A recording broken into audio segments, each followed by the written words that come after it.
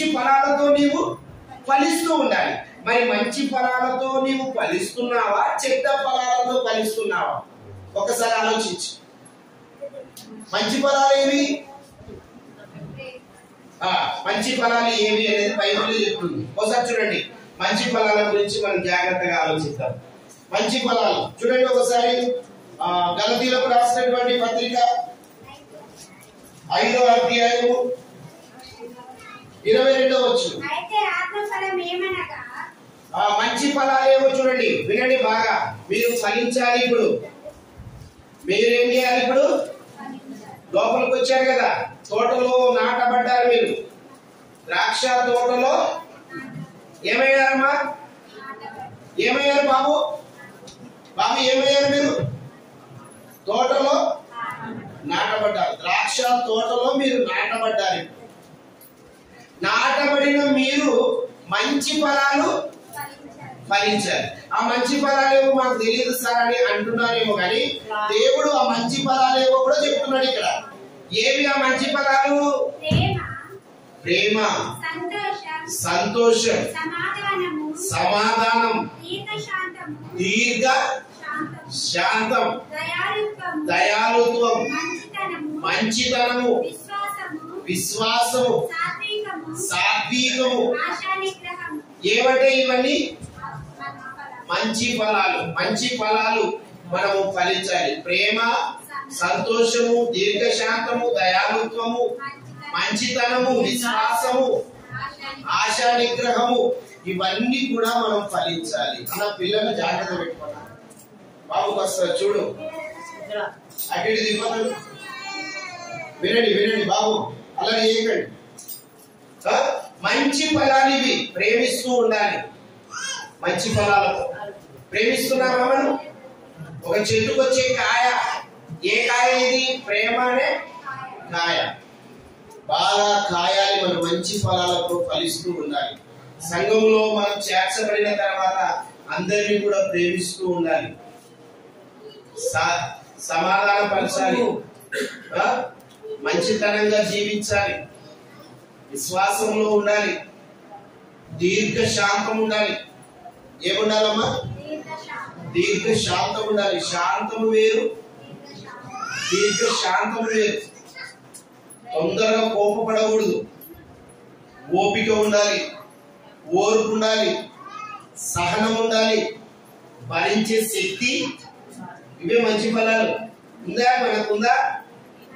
సంఘములో చేర్చబడిన తర్వాత మనకున్నాయి ఈ ఫలాలు. ఈ 9 ఫలాలు మనకున్నాయా? చెడ్డ ఫలాలు కూడా ఉన్నాయి. చెడ్డ ఫలాలు కూడా లిస్ట్ ఇచ్చినాడు ఇక్కడ. ఆ చెడ్డ ఫలాలు ఏమో చూద్దాం. ఒకసారి చూడండి, గలతీ 5:19. శరీర ఫలాలు స్పష్టమై ఉన్నవి, అవేవనగా జారత్వము. ఏవి చెడ్డ ఫలాలు? జారత్వము. తర్వాత అపవిత్రత. పవిత్రము కానివి అపవిత్రత. కామతత్వము. ఏ తత్వం ఇది? కామము. ఎలాంటి కామము ఉందో చూడండి. కామతత్వము,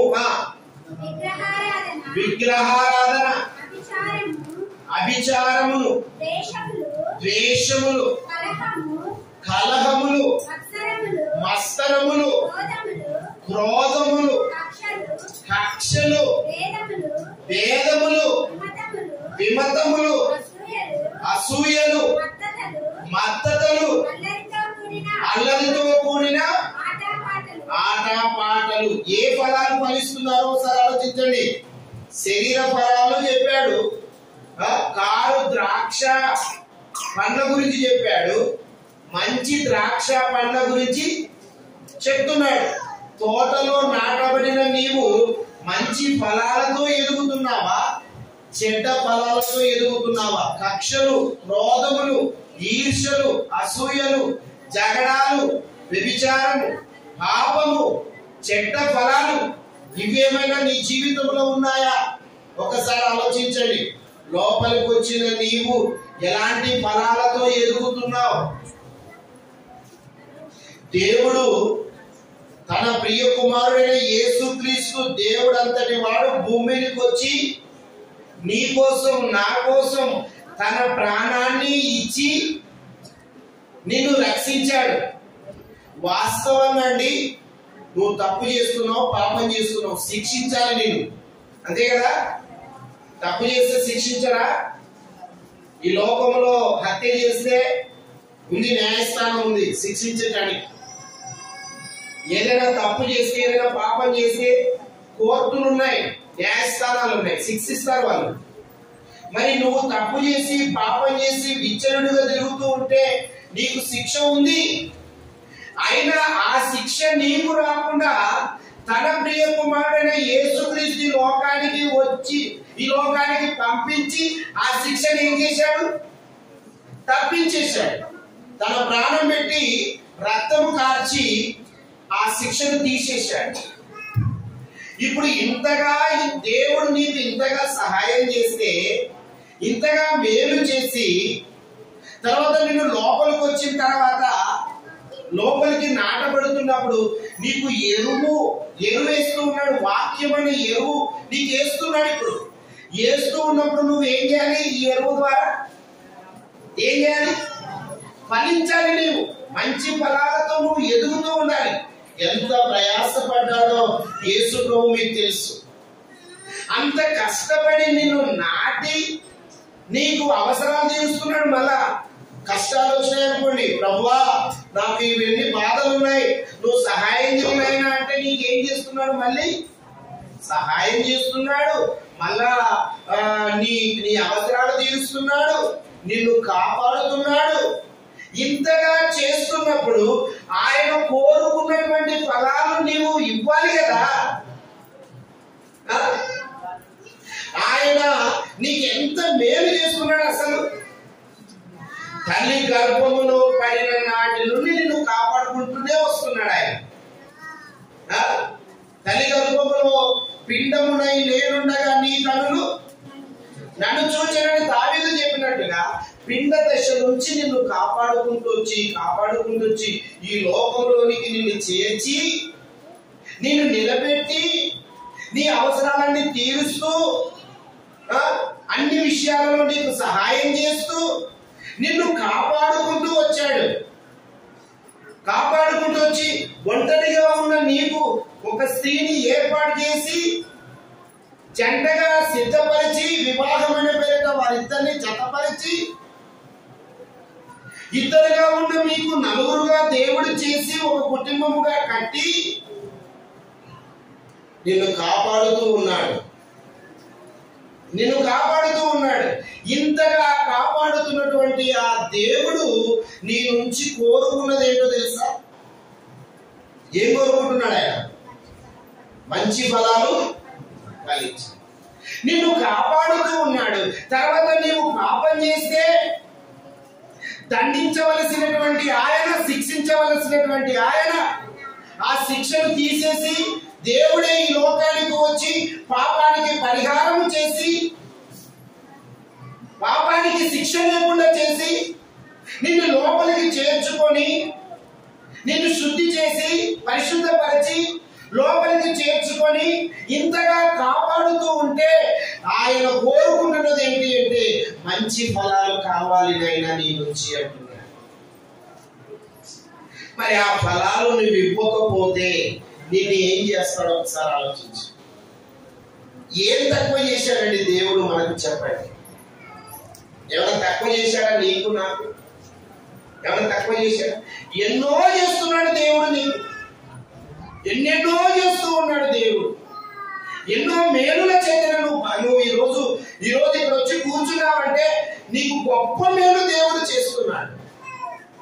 ఎన్నో సార్లు నీవు దేవుణ్ణి కాదని తప్పుడు పనులు చేసినా, పాపాలు చేసినా, దేవునికి తెలియకుండా నువ్వు ఎన్నో చెడు మార్గాలు చేస్తున్నప్పటికీ అయినా దేవుడు దీర్ఘ శాంతం, ఏముంది దేవునికి? దీర్ఘ శాంతముతో నిన్ను కాపాడుకుంటూ వస్తున్నాడు కదా. ఎందుకు కాపాడుతున్నాడు ఆయన నిన్ను? నీకంటే చిన్నవారు ఈ లోకాన్ని విడిచి వెళ్ళిపోతున్నారు, నీకంటే పెద్దవారు ఈ లోకాన్ని విడిచి వెళ్ళిపోతున్నారు. నిన్నెందుకు బ్రతికిస్తున్నాడు దేవుడు? నువ్వేదో మంచోడు అనే, నీ నుంచి మంచి ఫలాలు కావాలని ఆశపడుతున్నాడు. నీ నుంచి మంచి ఫలాలు ప్రేమ, దీర్ఘశాంతము, దయాళుత్వము, మంచితనము, విశ్వాసము, ఆశా నిగ్రహము, ఇవన్నీ నీలో ఉండాలని ఆశపడుతూ ఉంటే నువ్వేమో కక్షలతో, క్రోధాలతో, ఈర్ష్యలతో, అసూయలతో, జగడాలతో ఇష్టం వచ్చినట్టుగా నువ్వు ప్రవర్తిస్తూ ఉంటే నిన్నేం చేయాలి దేవుడు? నిన్నేం చేయాలి చెప్పండి?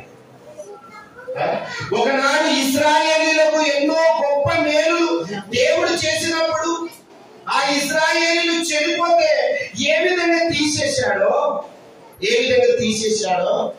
ఆ తోటను తీసి పాడేశాడో, ఈరోజు నీవు కూడా ఫలించకపోతే, ఏమా వినండి జాగ్రత్తగా, మీరు కూడా ఫలించకపోతే మిమ్మల్ని కూడా తీసేస్తాడు. జాగ్రత్త. చెట్ల ఏరున ఏముంది? గొడ్డలి ఉంది. చెట్ల వేరున ఉంచబడి ఉంది గొడ్డలి. ఆ గొడ్డలి ఏం చేయబడుతుందంటే నరికి ఆ చెట్టును తీసేయడానికి సిద్ధంగా ఉంది. చెట్టు అంటే చెట్టు కాదు, చెట్టు అనే నీవు నేనే. చెట్టు అంటే నీవు నేనే. నువ్వు మంచి ఫలాలు ఫలిస్తున్నావా, చెడ్డ ఫలాలు ఫలిస్తున్నావా? కారు ద్రాక్ష కాయలు కాస్తున్నాయా, ద్రాక్ష మంచి పళ్ళు కాస్తున్నాయా నీ నుంచి? ఏ పళ్ళతో నువ్వు ఎదుగుతున్నావు ఒకసారి ఆలోచించు. అదేంటండి, మన పిల్లలు పెరిగి పెద్దవాళ్ళైన తర్వాత వాళ్ళు నీ మాట వినకపోతే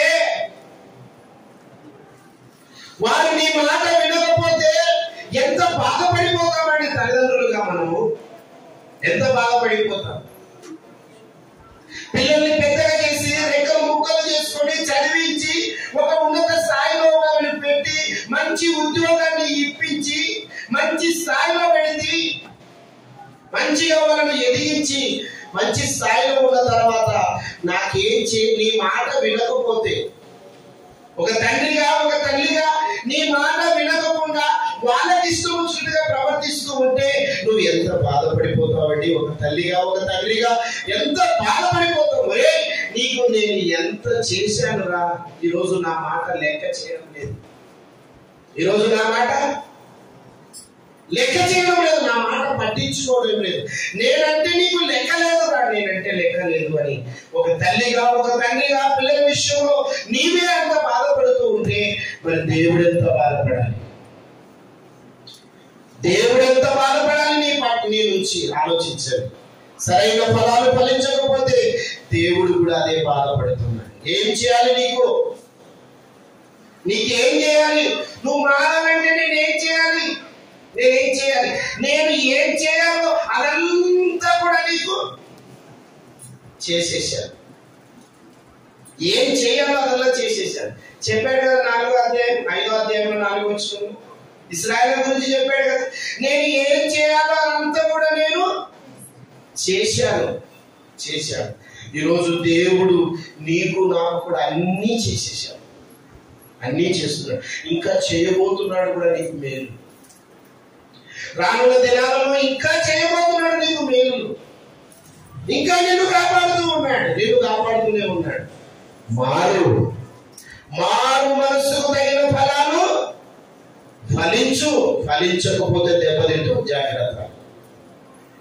ఏదో దేవుడు చూడకుండా ఉన్నాడులే, ఇష్టం వచ్చినట్టుగా ప్రవర్తించవచ్చులే, నన్ను ఎవరు పట్టించుకోవడం లేదులే, నేనే ఇంటికి పెద్దగా ఉన్నానులే, నా మాటనే చెందుతుందిలే, నేనంటే వాళ్ళందరూ భయపడతారులే అని ఇష్టం వచ్చినట్టుగా ప్రవర్తిస్తున్నామేమో జాగ్రత్త. మంచి ఫలాలు ఫలించకపోతే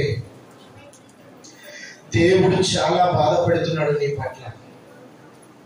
దేవుని బాధ పెట్టకు, దేవునికి బాధ పెట్టకు. దేవుని బాధ పెడితే భూమి మీద బ్రతకడము చాలా కష్టం, చాలా కష్టం. దేవునికి ఎదురు తిరగకు. మనుషులకు ఎదురు తిరిగినా పర్వాలేదు, కానీ దేవునికి ఎదురు తిరగడం అంత మంచిది కాదు, మంచిదే కాదు అసలు.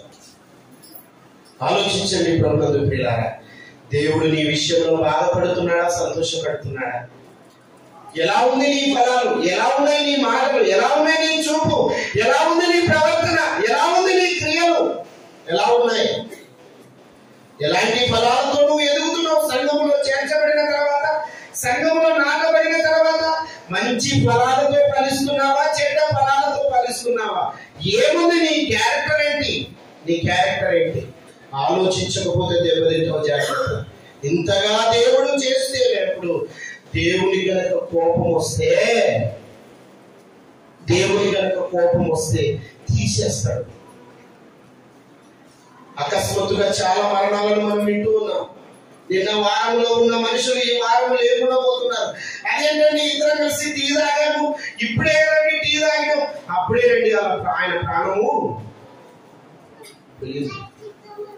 ఇంటికి వెళ్ళాడండి, ఏదో గుండె పట్టుకుందని చెప్పాడండి, అక్కడే కూలిపోయాడండి, అక్కడే అక్కడే ఆటలో పడిపోయాడండి, అక్కడే ప్రాణము.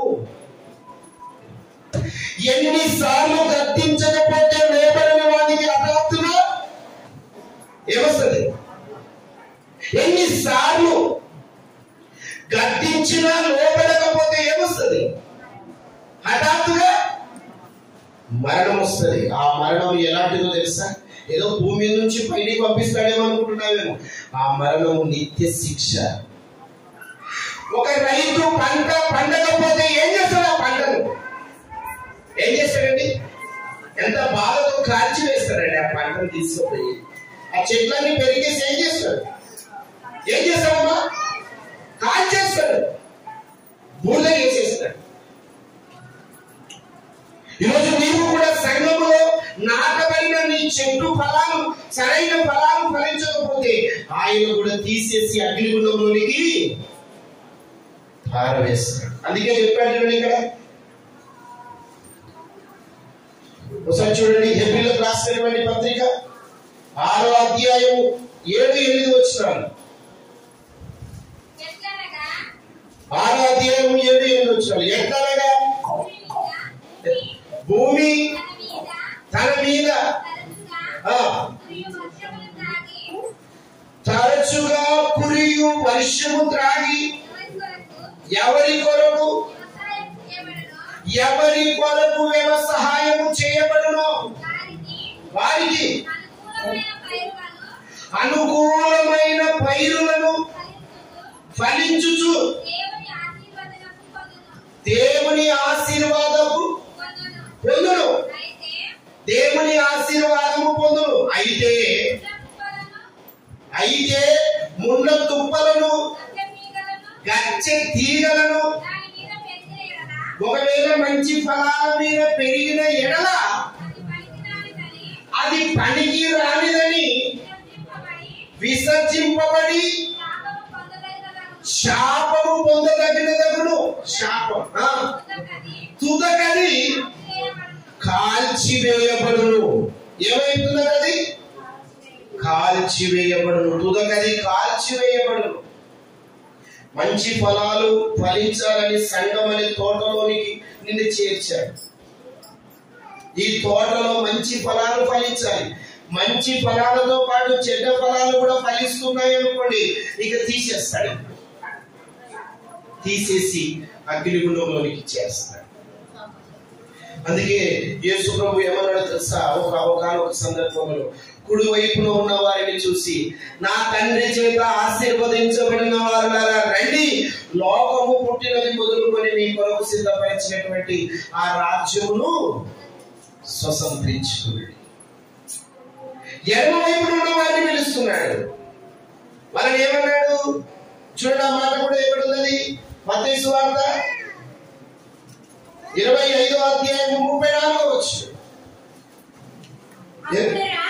అప్పుడు రాజు తన కుడి వైపున ఉన్న వారిని చూచి, నా తండ్రి చేత ఆశీర్వదించబడిన వారులారా రండి, లోకము పుట్టినది మొదలుకొని మీ కొరకు సిద్ధపరిచిన రాజ్యమును స్వతంత్రించుకొనుడి. మంచి ఫలాలు ఫలించిన వారు పరలోక రాజ్యములోనికి చేర్చబడుతున్నారు. సంఘమనే ఈ తోటలో మంచి ఫలాలు ఫలించి చనిపోతే ఇదిగో పరలోక రాజ్యములోనికి నువ్వు వెళ్ళిపోతున్నావు. ఒకవేళ సంఘములో చేర్చబడి చెడ్డ ఫలాలతో ఫలించి మరణిస్తే ఇదిగో ఎక్కడ చేర్చబడతావు అంటే 41వ వచనం. అప్పుడు ఆయన ఎడమ వైపున ఉన్న వారిని చూచి శపింపబడిన వారు, ఎవరిలంతా శపింపబడిన వారు, శపింపబడిన వారు నన్ను విడిచి, నన్ను విడిచారండి మీరు, నన్ను విడిచారు. నేను చేసిన మేలు నువ్వు మరవలేదు, నువ్వు మర్చిపోయావు. నేను ఎంత గొప్ప మేలు చేశానయ్యా, నువ్వు మర్చిపోయావు, నన్ను విడిచిపెట్టావు. నీ నుంచి మంచి ఫలాలు ఆశించాను, నువ్వేదో చెడ్డ ఫలాలతో నువ్వు ఎదిగావు.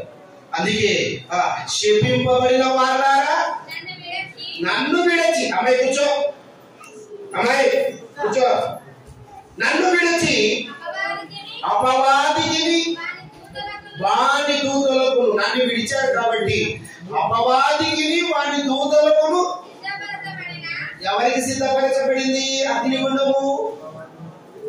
ఎవరికండి? నీకు కాదు. ఎవరికి? అపవాదికి వాని దూతలకు సిద్ధపరచబడింది అది అగ్నిగుండం. కానీ భూమి మీద నువ్వు దుష్టుని యొక్క ఆలోచనలు కలిగి నువ్వు జీవించావు కాబట్టి నువ్వు వారితో పాటే వెళ్ళిపోవాల్సింది.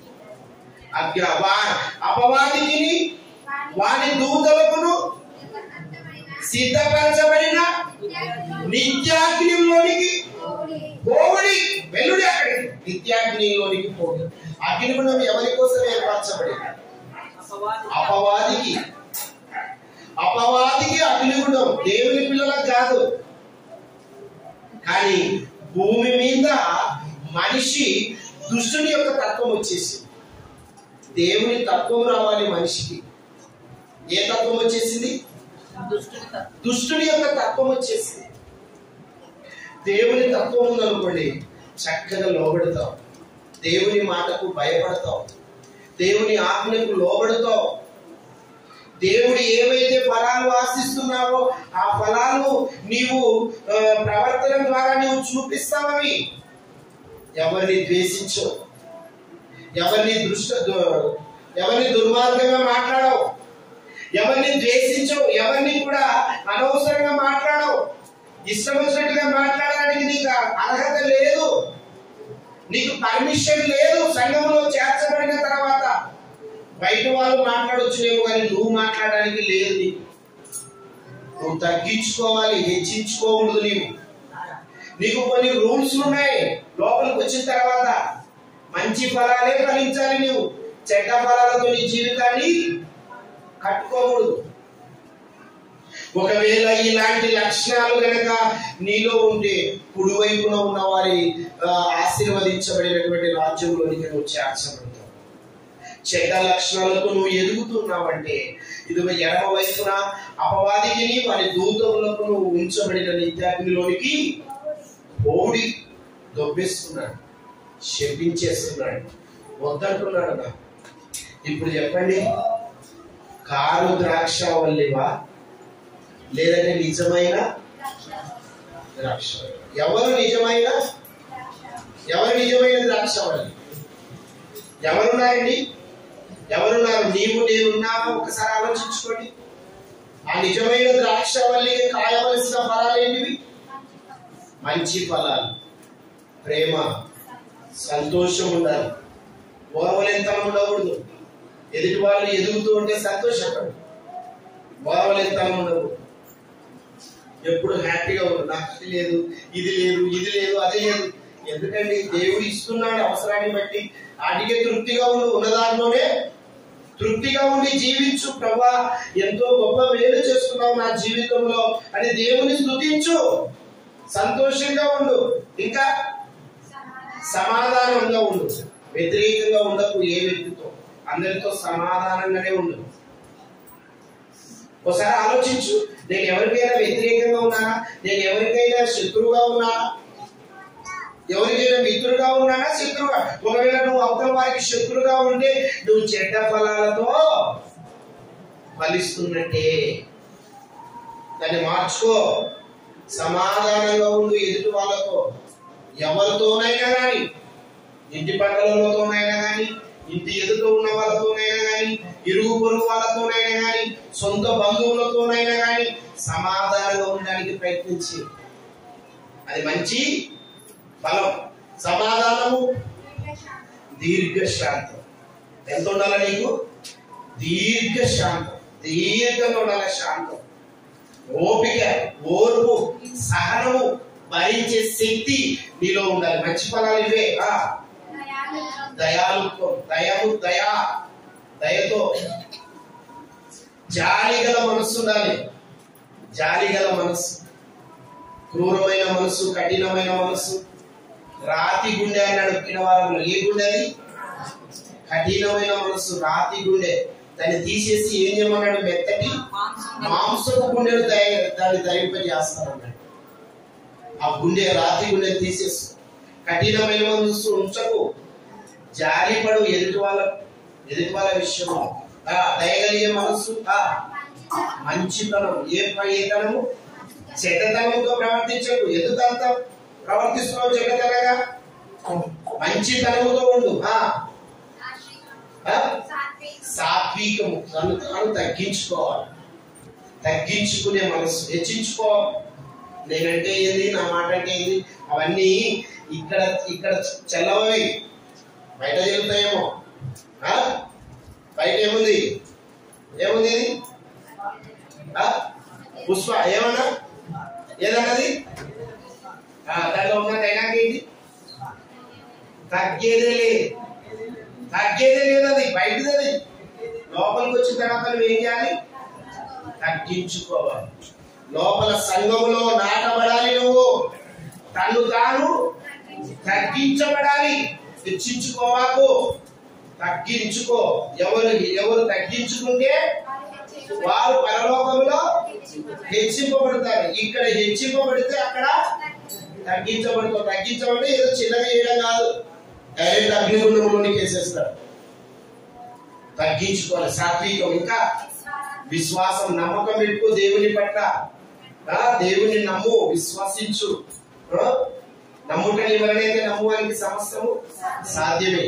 కాబట్టి ప్రభు నమ్ము. ఇంకా మంచితనము, విశ్వాసము, సాత్వికము, ఆశ, నిగ్రహము. ఆశ ఉండాలి కానీ దానికి నిగ్రహం కూడా ఉండాలి. మళ్ళా పూర్తి ఆశకు అతి ఆశగా మార్చుకోకూడదు.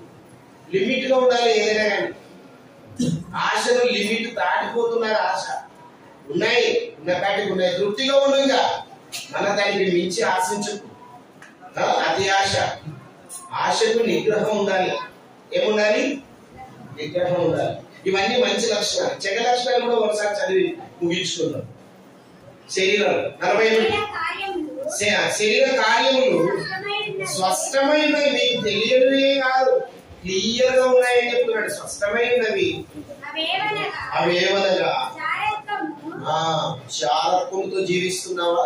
యవనస్తులు వినాలి. పాపం అనే లక్షణాలు ఏమైనా ఉన్నాయా? చెడ్డ లక్షణాలు ఏమైనా ఉన్నాయా? దెబ్బతింటో జాగ్రత్త. దేవుడు కళ్యాణం చేస్తే ఉండలేవు నీ జీవితం. జాగ్రత్త. జాగ్రత్తము, అపవిత్రత, కామతత్వము, విగ్రహారాధన, అభిచారము, ద్వేషము, కలహము, మత్సరములు, క్రోధములు, కక్షలు, భేదములు, విమతములు, అసూయలు, మద్దతులు, అల్లరితో కూడిన ఆటపాటలు. ఇవ్వండి ఫలాలు. మంచి ఫలాలతో ఉన్నావా? చెడ్డ ఫలాలతో ఉన్నావా? ఏ ఫలాలతో నువ్వు ఫలిస్తున్నావు ఒకసారి ఆలోచించు. మంచి ఫలాలతో ఫలిస్తూ ఉంటే పరలోక రాజ్యంలో నిన్ను చేర్చుకుంటాడు. చెడ్డ ఫలాలతో నువ్వు ఫలిస్తే అగ్నిగుండంలోకి వెళ్ళిపోతావు. అదేదో ఏదో కొంతకాలం ఉండి బయటకు వస్తామనుకుంటున్నారేమో. చాలా తప్పండి. భయంకరమైనటువంటి శిక్ష అంటే అది. కన్ను మూస్తే తప్ప తెలియదు దాని టేస్ట్ ఏంటండి. చాలా భయంకరమైనటువంటి అగ్ని. అక్కడ యుగాలు కాలాలి. నిత్య శిక్ష అన్నాడు. నిత్య శిక్ష అంటే కొంతకాలం నుండి బయటకు వచ్చేది కాదు. నిత్య శిక్ష అంటే ఎప్పటికీ అక్కడికి వెళ్ళిపోవాల్సిందే. కాబట్టి మన జీవితాన్ని మార్చుకుందామండి. మన జీవితాన్ని మార్చుకుందాం. ఏమైనా లోపాలు ఉంటే, ఏమైనా చెడ్డ ఫలాలు నీ జీవితంలో ఉంటే దాన్ని తీసేసుకొని మంచి ఫలాలుగా మార్చుకొని నిజమైన ద్రాక్షవల్లిగా ఎదిగేటట్టుగా ప్రయత్నించి, ఫలించేటట్టుగా ప్రయత్నించి, దేవుడు మళ్ళీ అవకాశం ఇచ్చాడు నీకు. మళ్ళీ హెచ్చరిస్తున్నాడు నీ జీవితాన్ని గురించి. అయినా నువ్వు అట్టే చేస్తున్నావు అనుకో, ఇక దెబ్బతింటావు. జాగ్రత్త. ఎన్నిసార్లు గద్దించినా లోబడకపోతే ఏం చేస్తారట? హఠాత్తుగా వాడిని తీసేస్తారట. కనుక దేవుడికి కోపం వచ్చే పనులు చేయకండి. దేవుని ద్వారా ఆశీర్వాదాలు పొందుకోవాలి, కానీ దేవుని ద్వారా శాపాలు మనకు వద్దు. ఆ శాపాలు మనం భరించలేము. అవి భయంకరమైన శాపాలు, అవి అగ్నిగుండంలోకి చేరే శాపాలు. కాబట్టి ఆలోచించండి, ఎలాంటి ఫలాలతో ఉన్నామో ఆ ఫలాలు మీరే నిర్ణయం తీసుకొని, ఒకవేళ ఏమైనా చెడ్డ ఫలాలు ఉంటే దాన్ని తీసేసుకొని సరి చేసుకొని దేవునికి ఇష్టలుగా నిజమైన ద్రాక్షవల్లిగా ఫలించడానికి ప్రయత్నము చేయండి. ఆలోచించి మంచి నిర్ణయం తీసుకోండి. తల ఉంచండి, తల మూసుకోండి, ప్రార్థన చేసుకోండి. దయగల మన ఆయన, ప్రేమగల మాత్రం, నిజమైన ద్రాక్షవల్లి ఎవరు, కారు ద్రాక్షవల్లులు ఎవరు, వాటి విషయాలను మేము తెలుసుకొని ఉన్నాం. చెప్పబడిన ఈ మాటలు ఎంతో విలువైనవి నైనా మా ద్వారా పలికించారు. చెప్పిన నేనైనా విన్న నీ పిల్లలైనా మాలో ఏవైనా చెడ్డ ఫలాలతో మా జీవితాన్ని గడుపుతూ ఉంటేనైనా ఒక్కసారి ఆత్మ విమర్శన చేసుకొని వాటిని తీసేసుకొని వాటి స్థానంలో మంచి ఫలాలను నాటబడుటకు సహాయం చేయండి. మంచి ఫలాలతో మా జీవితాన్ని నైనా ఎదిగించుకున్నటకు మీ సహాయం దయచేయండి. మీ చిత్తానుసారంగా మమ్మల్ని అందరినీ కాపాడమని కోరుకుంటూ ముందున్నటువంటి కార్యక్రమము మీకు మహిమకరంగా నడిపించమని క్రీస్తు పేరిట ఈ ప్రార్థన మీకు సమర్పించి అడిగి వేడుకొనుచున్నాము మా తండ్రి. ఆమేన్.